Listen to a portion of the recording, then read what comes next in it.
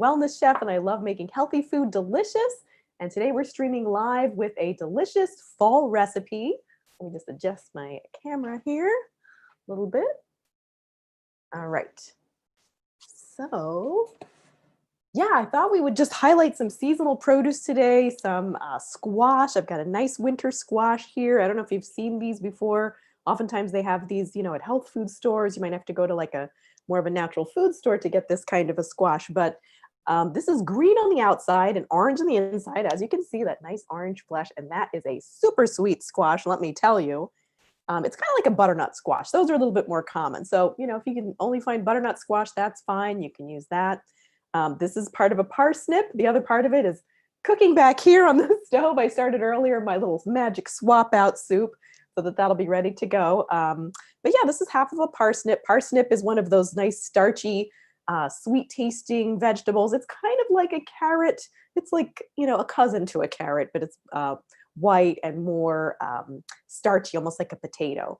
And then of course we do have a couple of carrots. So those are going to be my ingredients. I'm going to make a little mini batch for you here, but like I said, I have another batch cooking back on the stove.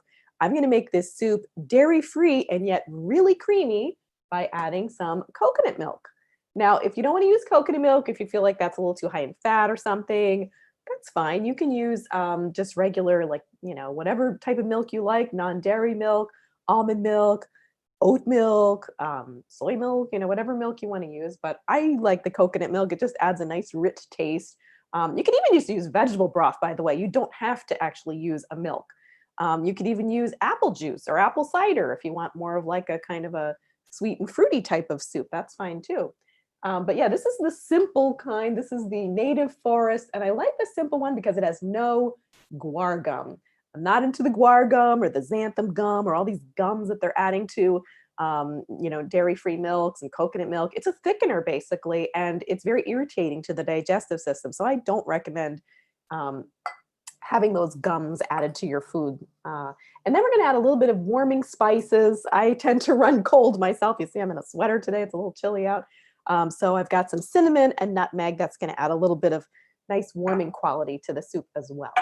So without further ado, let me go ahead and start to cut up our vegetables. I've got my nice sharp stainless steel knife. You don't want to mess around with a ceramic knife. I love ceramic knives, but if you try to cut a hard winter squash with a ceramic knife, you're going to get a chip in it. So let's not do that. All right, so let's go ahead and chop this up. So yeah, parsnips, if you're not familiar with them, you can use them kind of in place of potatoes. Anywhere that you would use a potato, you can use chunks of parsnip and just get a little different taste. They are going to be sweeter. So I just have half of a parsnip. I'm going to put that in my pot.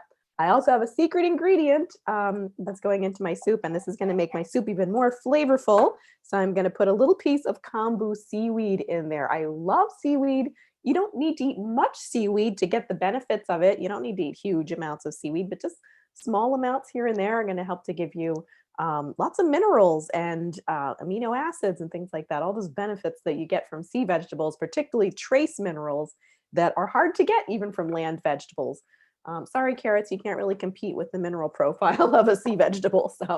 But of course, carrots are great on their own. I'm going to add a little piece of this to the soup that's cooking away back here. So I'm just going to pop that in there.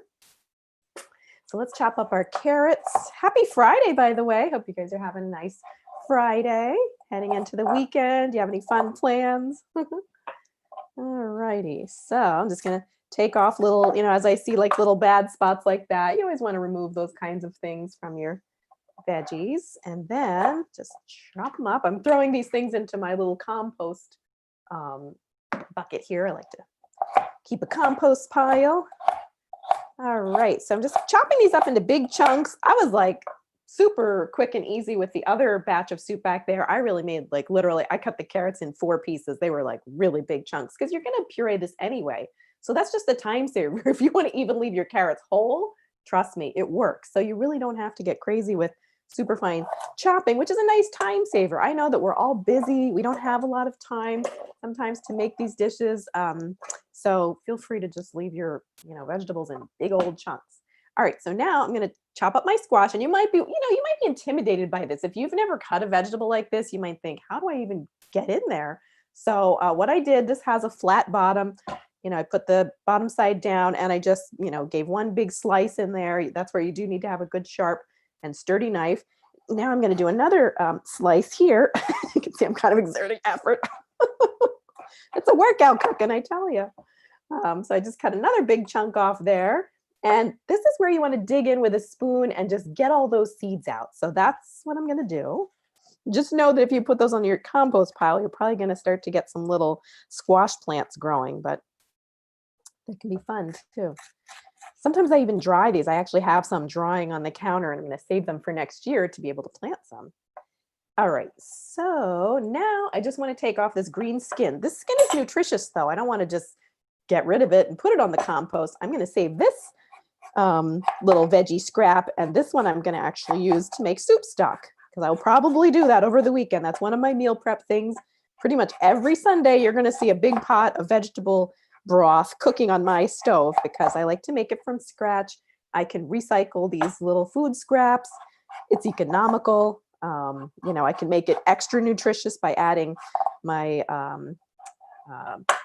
healthy mushrooms like the maitake mushroom and the reiki mushrooms. Reishi mushrooms. I'm using the wrong words today. What's going on with me? All right. So I think I'm just so excited about this soup. All right. So I cut these into big chunks. You can see literally like 4 pieces here. So I'm just going to toss that in. And then what I'm going to do is add my coconut milk. And, I might even mix it up. I think I'm going to use some coconut milk and some water. You don't have to use all coconut milk. All righty. Got that in there. One of my friends, Manisha actually graduated from our cooking school as well. She is an amazing cook and chef, and she likes to make her own homemade coconut milk. She actually takes the coconut meat, the dried coconut, and blends it with water. I'm not sure if she has to soak it first, but she just blends it with water in probably like a Vitamix or something and makes her own coconut milk. So that's an option too. You could even make your own rather than getting the canned variety. So, all right, so I've got that in there. I'm going to add a little bit of water, my good alkaline water. And this is just enough to barely cover it. Maybe not even enough to cover it all the way. Let me show you what I'm talking about here. So see how the vegetables are kind of sticking up out of the surface of the liquid. So you don't need, so much liquid in there. Now I'm going to put this on this stove right here. Bring it up to a boil. Once that comes up to a boil, I'll lower that to simmer, and that will cook for 20, 25 minutes until you can take a fork and easily poke them that they're nice and soft. So in fact, we're going to test out this batch back here and see if that's where we are with that one. So, and if you want to add your spices, you can go ahead and add like a little bit of nutmeg, either at the beginning or at the end. So I'm going to go light with the nutmeg. Nutmeg's a little peppery, so you don't have to add a lot of it, whereas cinnamon's going to be a little bit more sweet. So we can add a little bit more of that one. And let's check and see how we're doing with our other soup. I've got my immersion blender ready to go. I love this thing. They're also known as like a stick blender. And the great thing about this is that then you don't have to mess around with putting your hot soup into a blender. And then sometimes the blender gives a little burp and you get hot soup popping the lid. I've had that happen more than once. So this is kind of nice. You can just put this right in the pot. You don't even have to bother with the blender and transferring the soup and all that. So I think that's what we're going to do today. So let me see how we are with our soup back here. All right. It's been going for a while. I think it has been like 20 minutes. Let's see if we're soft enough. We'll know in a moment with the old fork test. All right, looks great. Let's just take a fork here and see what we got.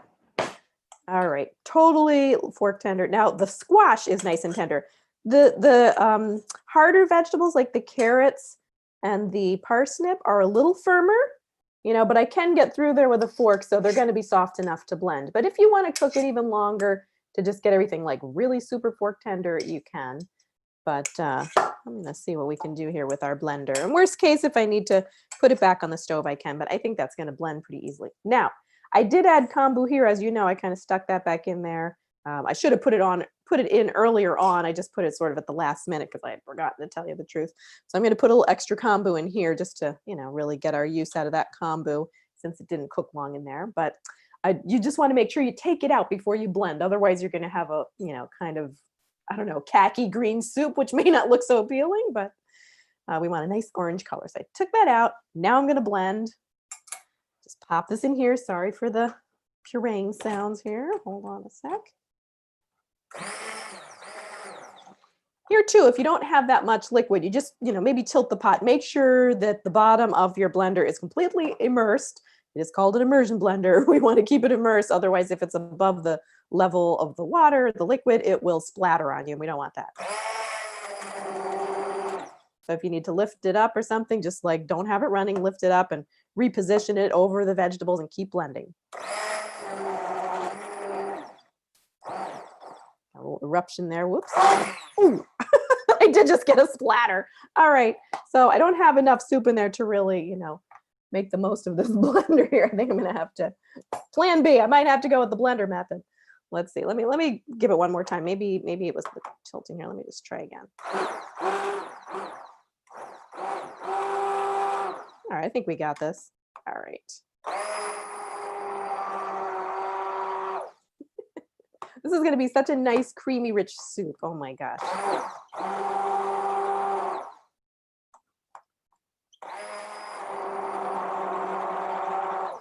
All righty. It's really coming together here. And I didn't add my salt yet, so I will add my salt and then probably cook it for another few minutes. But this is just getting such, I don't know if you can see it. You can sort of see it. It's such a pretty color.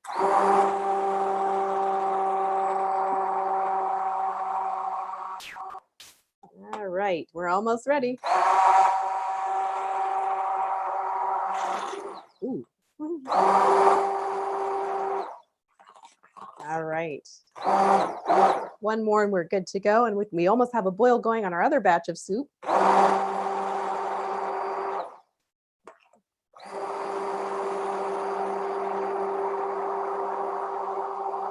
And then I'm going to check in a moment to see what comments we might have on Facebook.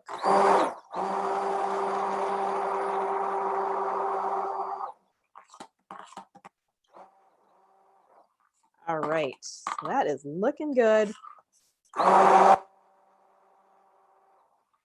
This is just so nourishing and comforting.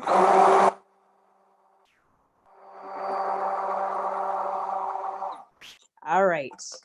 I think that's going to do it. So yeah, so then there's also a release button where you can just kind of pop the end off, and we're going to set that in the sink, but this looks divine. We got a great boil going over here, so we're going to cover that one.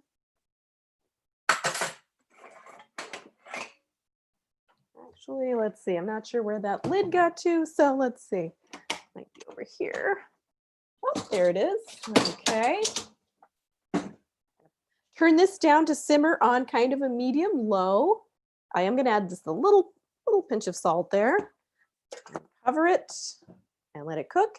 And over here, I'm going to add my the rest of my salty seasoning. So again, it's going to be, roughly like a half teaspoon, but you can skip this if you're doing like a no sodium, or if you want to add, one of those salt substitutes that we talked about yesterday on our live stream. So, but I'm going to add maybe like a generous half teaspoon of the Redmond salt. I've got to put that link for you guys. I think I forgot to do that yesterday, but you can get 15% off on the Redmond products. They have not only salt, but they actually have a great toothpaste. I will put that, remember to do that link below here on Facebook and also on YouTube. So, all right, so now a little pinch of our nutmeg, a little bit of the cinnamon. You could skip this too, or you can do cayenne if you like spice. You can do a little black pepper. What else? You can just do, like really any types of herbs you'd like. Just gonna stir this around. I just want to give it a little taste test before I go ahead and simmer it to cook the seasoning into it, but I just can't wait. That's the reality of it. I just can't wait to taste it. Nice and hot. And then we'll check those questions shortly so that you guys have any questions I can answer in real time. Oh my gosh. That is so, so delicious. I can't even tell you. I mean, I'm a soup person, but talk about Talk about a delicious, satisfying soup that's sweet, creamy, savory at the same time. Oh my gosh, I can't wait for lunch. Is it lunchtime yet? All right, so let me just put this back here to simmer a few minutes more just to kind of, get that seasoning integrated into it. This is cooking away nicely, but now let me check to see if you guys have any comments or questions over on Facebook. So let me see. Let me bring up the Facebook page. Don't mind my glasses. Just can't see close without them. Let's see if there are any comments or questions. Maybe there's not, but we'll see. I know yesterday we had a bunch of comments and questions that I don't know if I did respond. Actually, I have to respond to those. I think somebody had answered. Oh, okay. Do you ever post the recipe? Joyce, I've got to do that. I have to catch up this weekend. You're absolutely right. That's a very good question, Joyce. Thank you for asking that. I think that would be really helpful if I did go back and post the recipe for you guys. So, and I do have some of these recipes in various little, I know we have like on our school, naturalkitchenschool.com. When you go over there, I think it offers, a little booklet of recipes there. So I will make sure that that is still up there. And if not, I'll make sure to, either way, let me just make this easy. Either way, I will post a link in the comments of where you can get the recipe. So that'll make it simple. But yeah, that's basically it. So let's just recap. Speaking of recipes, what's in here? So if you're making a full batch, because I kind of divided this up, it would basically be 1 can or 13 ounces of your coconut milk, or an equivalent amount of non-dairy milk, or like I was saying, apple cider or vegetable broth, something like that, or even just water would work too. I like to use a little piece of kombu, like a 1-inch square piece of the kombu sea vegetable. You don't have to add that. I added, for one batch of soup, it's going to be 4 or 5 carrots. It's going to be maybe a half of a winter squash, like either a butternut squash, or this is actually considered a kabocha squash, Kabocha, kabocha squash, but some type of sweet winter squash. So if you're using half of a squash, it would be maybe like 2 cups of chopped squash that can be peeled. And then let's see, I mentioned the carrots. You can also add onion. I didn't add onion this time, but you could definitely add like an onion in there. And yeah, and then you add enough other liquid. Like if you need to add a little bit, like I did, I added a little extra water just to barely cover the surface of the vegetables. Bring it up to a boil, then lower it to simmer for about 20-25 minutes till everything's fork tender. Blend it with your immersion blender, or pop it in the blender. That works too. Just be careful when you're blending hot things in the blender. You can either let it cool down before you blend it, or even take that little circle on the lid off of the blender lid so that it can like actually have a little air in there, possibly. I don't know. It really depends. Don't make your blender too full if you're going to do that method either, because you just don't want that lid to pop up and get that hot stuff on you. And then at the end, you just add like a teaspoon or a half teaspoon of sea salt. You can add a little, half teaspoon of cinnamon, pinch of nutmeg. So that's all that went in there, Joyce, just to kind of recap for you the recipe. But I will get that written up for you guys. So, and just a reminder, the doors have been opened on my cooking school at last, our cooking program, I should say. We have a cooking program. It's a monthly membership. It's called Natural Cooking Mastery. It's just a great way that walks you through like how to make our grains, our beans, our vegetables, all these different sea vegetables, ingredients that might be new to us if we're kind of new to plant-based cooking. Even if you've been doing plant-based cooking for a while, it's just a nice way to kind of hone your skills. Excuse me for a second here. I need to just pop a lid on here. And we go over knife skills, how to stock your kitchen, how to cook for, more festive occasions. So it's just a fun monthly program. There's no commitment. You can just join for a month, see what you like. You can quit anytime. So it's just a nice offering. I wanted to be able to, offer that in a way that's really, doable for everybody. And it's just, open enrollment, so you can join anytime. So anyway, I hope that is something that could be a resource for you guys. And let me know in the comments below if you have any more questions. Joyce, thanks for hopping on here and joining us for the live. I don't know if anyone's watching us on YouTube live. I got to check those comments later, but have a great weekend, guys. And if you want to join me at 12, I'll be over on Instagram. I'm at Natural Kitchen School. Here, the Facebook page is Natural Kitchen Cooking School. And our website is naturalkitchenschool.com. So those are some different places where you can find me and great recipes. And I'm going to be back here on Monday at 11 every day, Monday through Friday, on Facebook and YouTube at 11 a.m. Eastern Time. And then over on Instagram at 12 noon, again, Eastern time. So, all right, thanks, guys. Have a great weekend.